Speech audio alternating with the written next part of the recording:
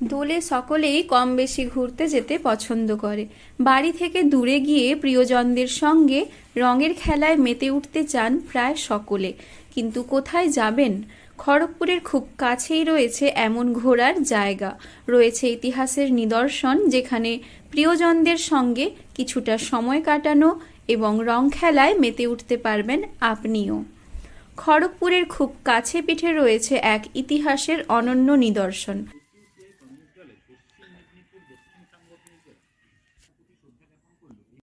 পাথরের উপর পাথর রেখে গড়ে তোলা হয়েছে আস্ত এক ইমারত।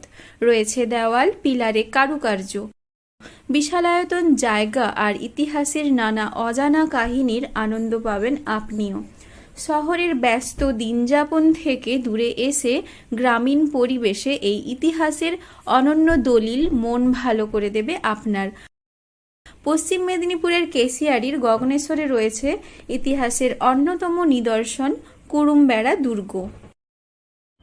কুরুমবেড়া আমাদের এই কাছে পিঠে রয়েছে, খুবই ভালো জায়গা। ওখানে ঘুরতে গেলে আপনি ইতিহাস জানতে পারবেন। বর্তমানে সরকারি পদক্ষেপ নিয়ে ওটাকে সংরক্ষিত করা হয়েছে। খুবই ভালো ঘোরার জায়গা। আপনারা একদিন সারাদিন ওখানে কাটিয়ে দেওয়া যেতে পারে, এরকম একটা প্লেস।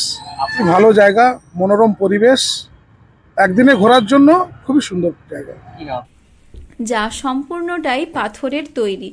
বেশ কয়েকশো বছর আগে নির্মিত এই পাথরের স্থাপত্য ঘোরার এক অনন্য সুন্দর জায়গা।